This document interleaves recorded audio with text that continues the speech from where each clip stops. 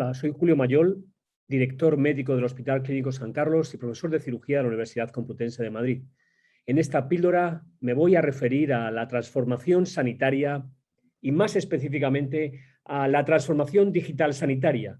Si vamos a transformar, ¿qué es lo que vamos a transformar?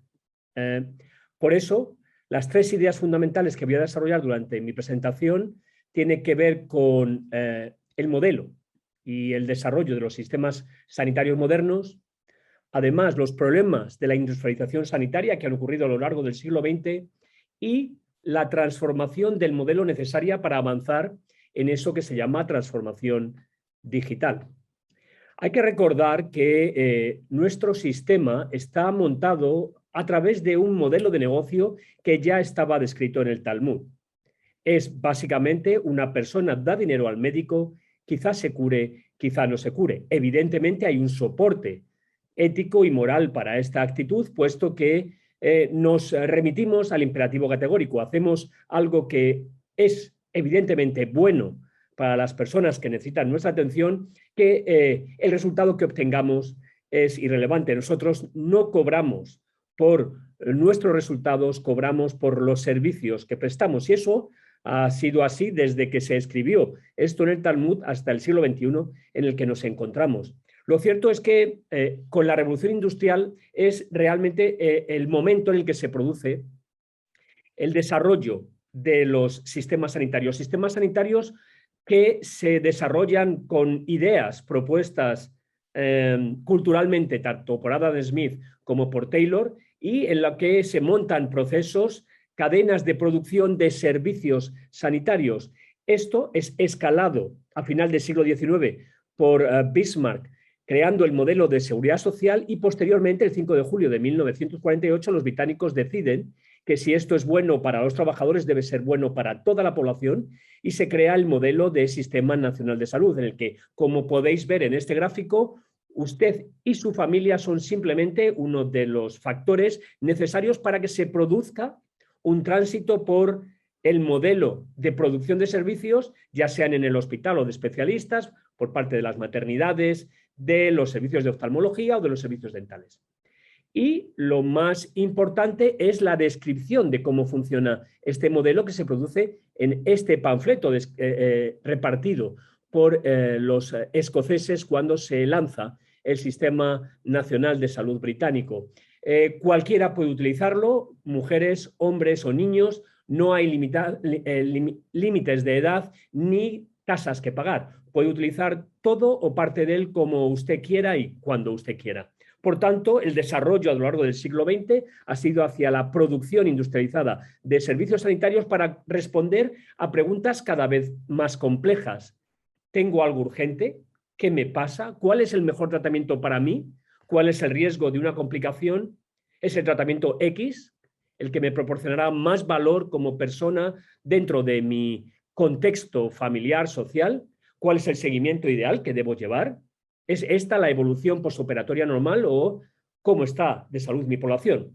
Todo esto se ha desarrollado en un modelo científico-técnico que ha avanzado en los últimos 500 años con la revolución científica, que se ha construido desde el reduccionismo científico y desde los silos de conocimiento que han permitido avanzar a la ciencia en nuestro mundo, fundamentalmente en el mundo occidental, pero globalmente también en todos los países de renta media y baja.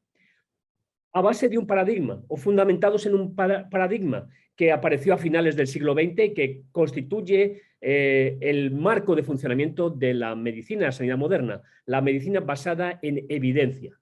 Es decir, basar nuestras decisiones en estudios, ensayos clínicos controlados como mayor nivel de evidencia, o en las revisiones sistemáticas y los metaanálisis de estas pruebas, y seguir una escala de menor peso, de menor valor de esa evidencia. Lo cierto es que muy poca de la práctica médica y quirúrgica actual está basada en estudios sólidos, con datos sólidos. Además, el paradigma de la medicina basada en la evidencia es una epistemología incompleta en la que se produce un salto prácticamente de fe desde lo que se ha obtenido en una población extremadamente seleccionada y controlada en condiciones cuasi experimentales hasta llegar a la aplicación concreta en una persona que probablemente no se hallaba representada en el grupo de pacientes, en la cohorte de pacientes que se incluyeron en la aleatorización y además con notables sesgos metodológicos, desde la utilización de metodología estadística incorrecta, los pequeños grupos de estudio y la selección misma de las preguntas científicas que uno tiene que intentar contestar.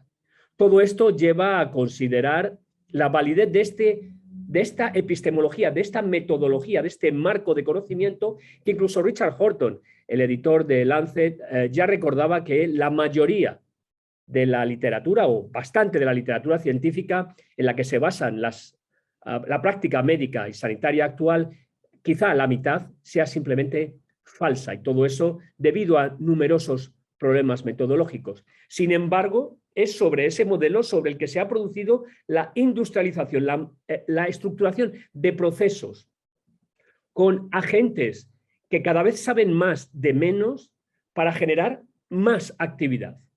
Porque hemos asumido que en este modelo más es mejor, sin que eso realmente se haya traducido en resultados en salud cuantificables y comparables entre los diferentes sistemas.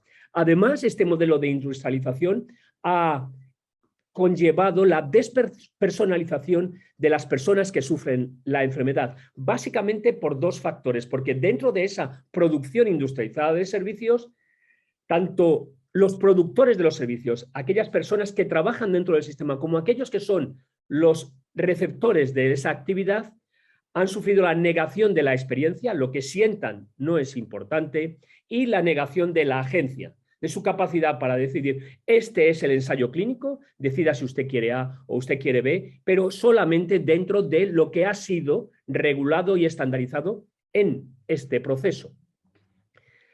Ahora, en el siglo XXI, con la capacidad tecnológica que disfrutamos, aparecen nuevos paradigmas. El paradigma de los datos. Si somos capaces de acumular gran cantidad de datos y además tenemos tecnologías de la comunicación y de la información, además de gran capacidad de computación para procesar esos datos. Además, hemos sido capaces de secuenciar el genoma, de conocer cada vez mejor las ómicas, todos aquellos elementos que dentro de la célula, de los tejidos, del organismo, están involucrados en el proceso de salud, pero sobre todo en el proceso de enfermedad. Y finalmente conocemos cómo las poblaciones se relacionan y funcionan entre sí. Eso debería, puesto todo junto, generar mejor salud.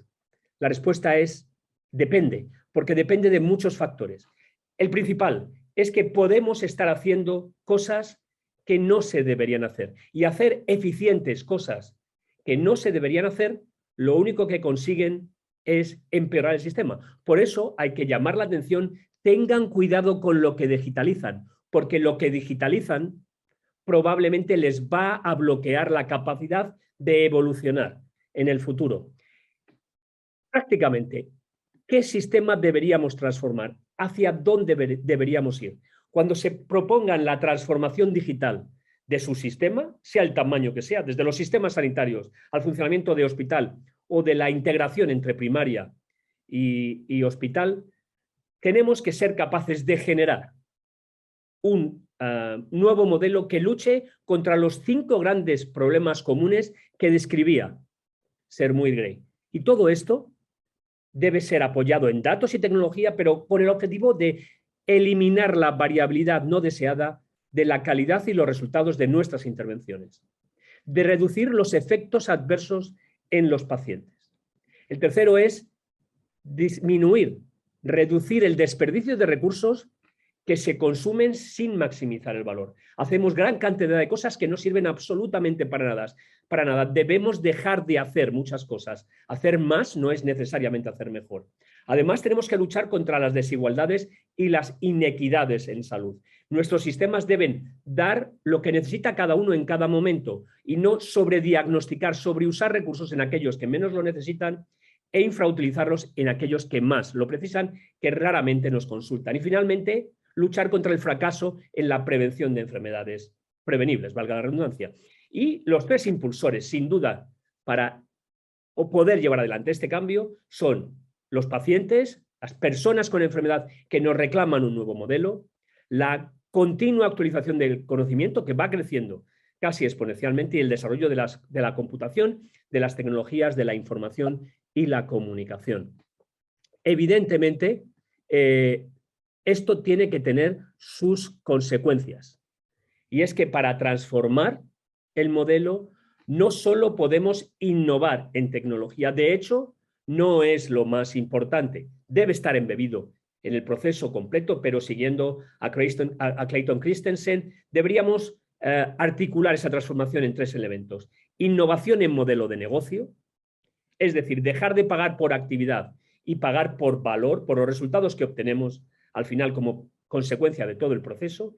Innovación cultural, empezar a ser capaces de tomar decisiones basadas en datos fiables y además a rendir cuentas por los resultados que no obtenemos. Y finalmente, evidentemente, la innovación tecnológica, la utilización de la ingeniería computacional para poder hacer posible los sueños que se producen cuando intentamos cambiar de modelo e intentamos transformar nuestra cultura. Porque recuerden, la cultura se come a la estrategia para desayunar. Al final, lo que tenemos que conseguir es utilizar fuentes de datos y herramientas tecnológicas para maximizar el valor en salud. Y el valor es más beneficio, con menos daño, multiplicado por lo que importa a los pacientes.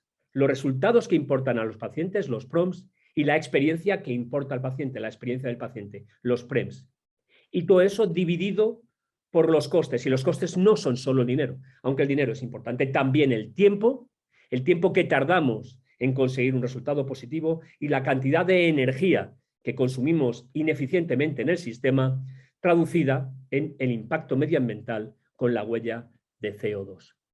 Con todo esto, resumir la presentación, transformar digitalmente el sistema sanitario requiere innovación en modelo de negocio, innovación cultural e innovación tecnológica.